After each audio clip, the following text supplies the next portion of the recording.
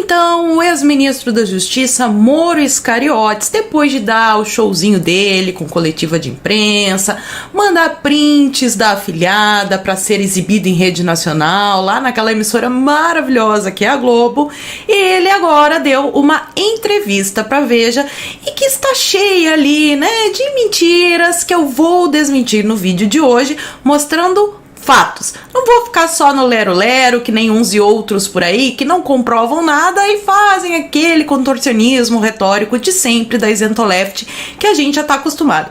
Então, meu querido, por favor, já deixa o seu joinha, compartilha bastante o vídeo, comenta aqui embaixo e não esquece de verificar se tá inscrito aqui no canal. Eu quero começar falando com vocês a respeito desta revista tão empoderada, tão maravilhosa que é a Veja, e como vocês podem ver aí, até pouquíssimo tempo atrás, quando o ex-ministro Moro Iscariotes ainda estava no governo, ele era assim o demônio em pessoa, o próprio enviado do Satanás para prender aquela pessoa maravilhosa que foi o Lula. Ó, justiça com as próprias mãos. Diálogos inéditos mostram que Sérgio Moro cometeu irregularidades. Aqui eles estão se referindo àqueles vazamentos do The Intercept. E outra capa aqui, né, desmoronando mais uma vez sobre os diálogos do The Intercept.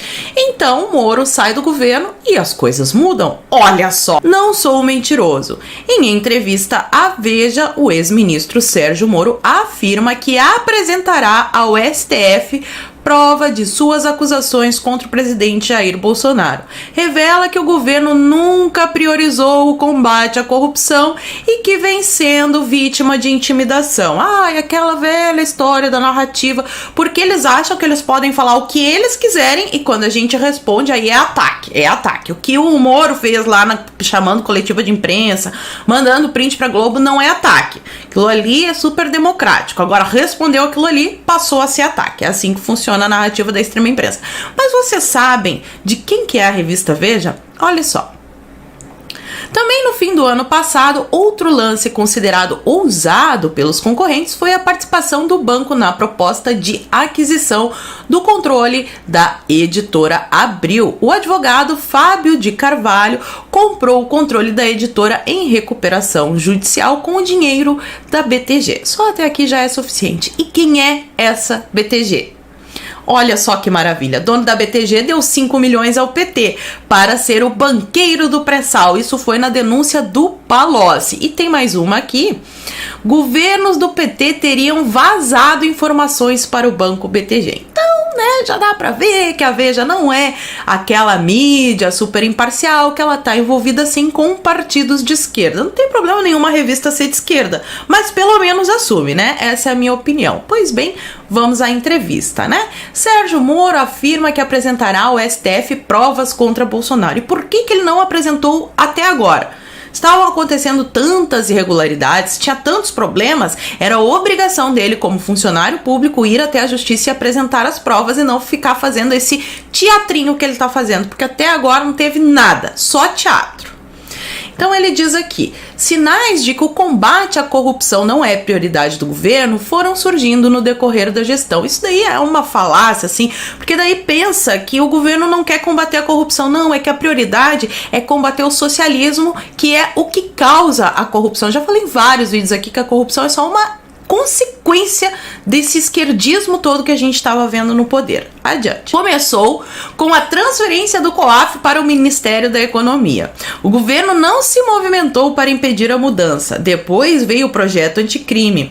O Ministério da Justiça trabalhou muito para que essa lei fosse aprovada, mas ela sofreu modificações no Congresso, que fique bem claro isso aqui, quem modificou a lei foi o Congresso, tá? O Bolsonaro mandou assim como o ministro apresentou para ele, que impactavam a capacidade da instituição de enfrentar a corrupção. Recordo que praticamente implorei para que o presidente vetasse a figura do juiz de garantias, mas não fui atendido. Lembrando que esse juiz de garantias até agora não foi implementado porque é possível implementar isso no sistema atual, o sistema judiciário brasileiro. E o Bolsonaro, como entende de política, coisa que o Moro não entende, viu adiante, viu que isso não teria como ser implementado e acabou aprovando ali para tentar não passar outras coisas que seriam ainda mais graves. Mas voltemos aqui. E aí no fim ele diz aqui, né? E por último teve esse episódio da demissão do diretor da Polícia Federal sem o meu conhecimento. Foi a gota d'água. Agora vamos ver as mentiras do Moro? Vamos. O plenário transfere o COAF para o Ministério da Economia. Então, a transferência do COAF, tirar ele do Ministério da Justiça, não foi o Bolsonaro que fez, que é o que o Moro está tentando fazer as pessoas acreditarem na entrevista. Quem fez isso foi o Congresso. Então, reclama lá Cunhonho e Caterva. Aqui, ó. Outra mentira, ele disse que o Valeixo foi demitido e que ele não sabia. Só que essa matéria aqui, ó, do dia 23 de abril, ou seja, um dia antes, às 2 da tarde, então provavelmente ele fez esse comunicado aqui de manhã, ele disse a todos os chefes da PF que estava cansado, tá? Então, vejam aí, já é uma mentira. E mais adiante na matéria a gente encontra isso daqui, ó.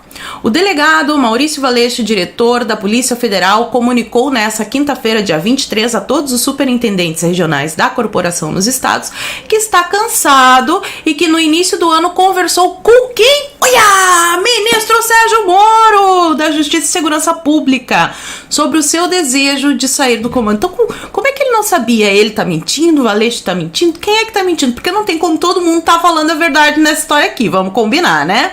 E ele disse a seus pares que o motivo da sua saída, olha bem, não tem relação com qualquer inquérito que eventualmente possa incomodar o presidente Jair Bolsonaro.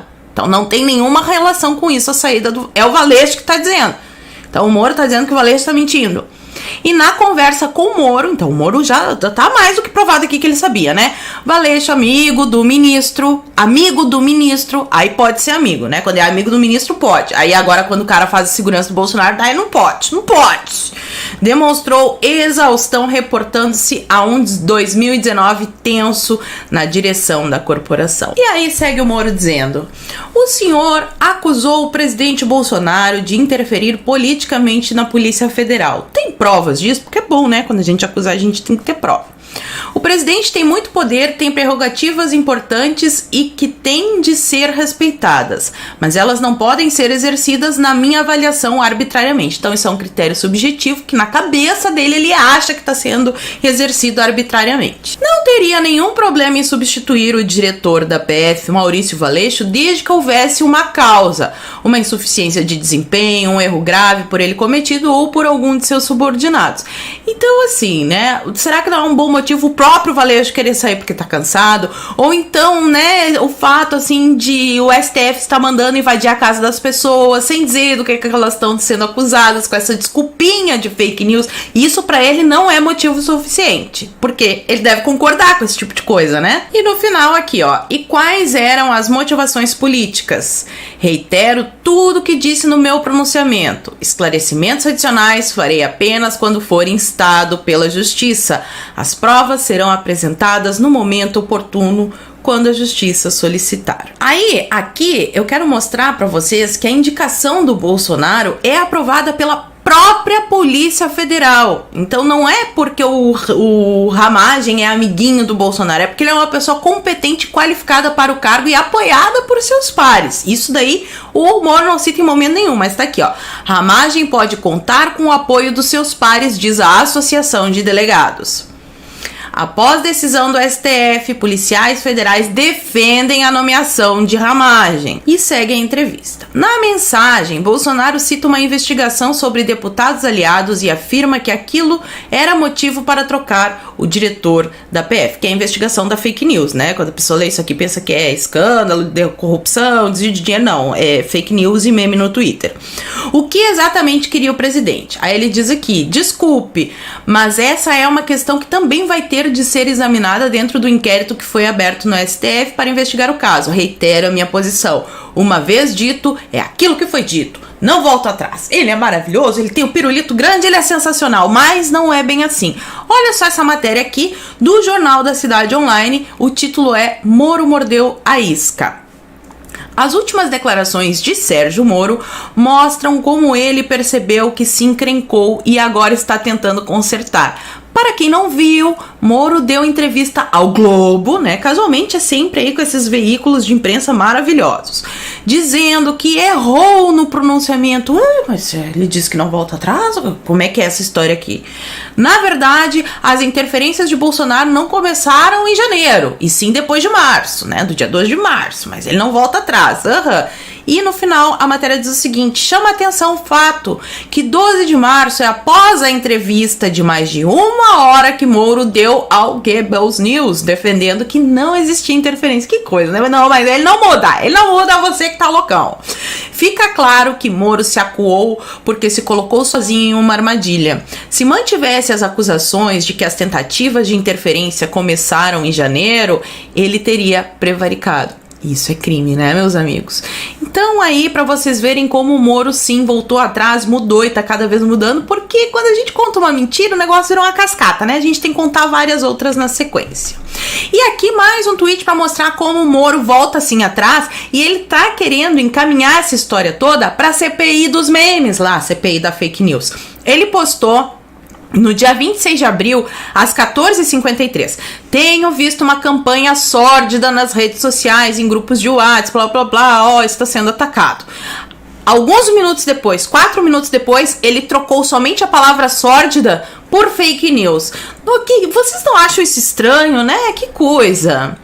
Mais da entrevista. O senhor sofreu algum tipo de ação intimidatória após as revelações que fez? Ai, meu Deus, atacaram a minha esposa! Estão confeccionando e divulgando dossiês contra ela com informações absolutamente falsas. O legal é que quando eles dizem isso, eles não falam assim, qual é a afirmação falsa. Quando alguém te acusa de alguma coisa, vamos ver, alguém te acusa de ter roubado. Vai dizer assim, olha, estão mentindo, disseram que eu roubei e não roubei. Por que não fala qual que são as afirmações, as notícias absolutamente falsas? Será que ele está se referindo a isso aqui, ó? A senhora Moro, que era ali do jurídico do Flávio Arnes, vice-governador, né? Do Richa, do Beto Richa, do PSDB, Tucano. Ela, aliás, tinha um relacionamento muito bom com o pessoal do PSDB. Ó, a mulher de Sérgio Moro, as empresárias do Paraná e o PSDB mulher. E ela recebeu ali um prêmio da Zilda Arnes. Olha, que amor, mas tem mais.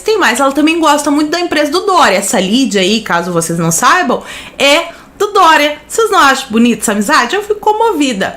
E olha só essa outra matéria aqui, ó. Nassif, que foi o doleiro lá, né, da Lava Jato, famoso, mulher de Moro recebeu pagamentos de investigado na Lava Jato.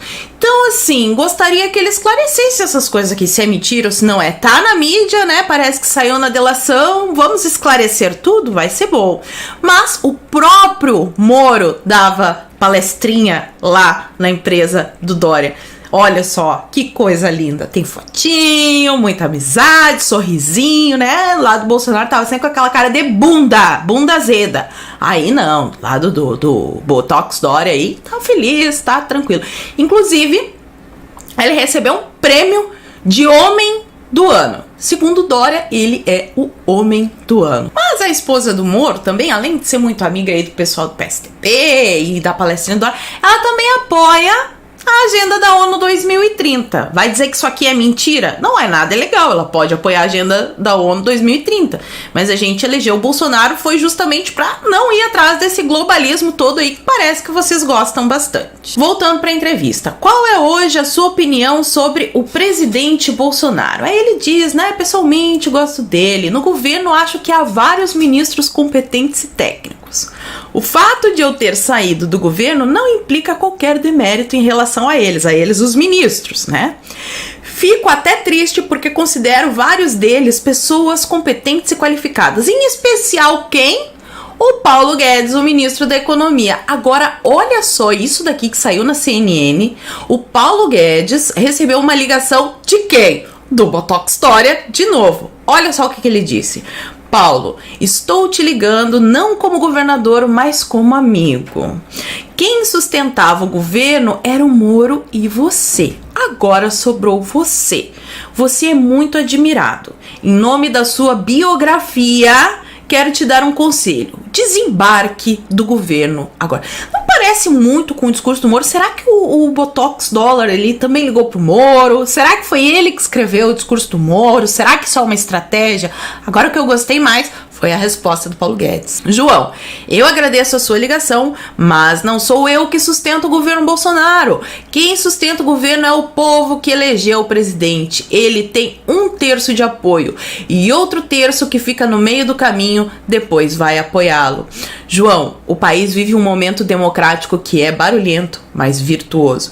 E o Paulo Guedes, há um tempo atrás, né, no início do ano passado, deu essa declaração aqui. Você é o líder da revolução, diz Paulo Guedes a Olavo de Carvalho no jantar aquela vez que o Bolsonaro foi lá para os Estados Unidos. E agora aqui no fim eu quero deixar assim algumas coisas a respeito da Lava Jato e de todas as atitudes do Moro, que é para ver o que vocês pensam a respeito disso. Olha só, o FHC é mais um ex-presidente citado na delação do Odebrecht. Ele não tinha foro privilegiado. Lembrando que assim como o Lula, ele não tinha foro privilegiado. Então, se o Moro podia chamar o Lula, por que ele não podia chamar o Fernando Henrique Cardoso? Estranho, né?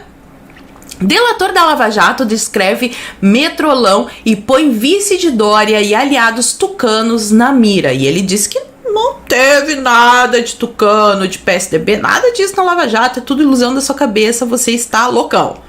Ó, o ex-presidente da OAS diz ter liberado 1 milhão em propina para o vice de Dória.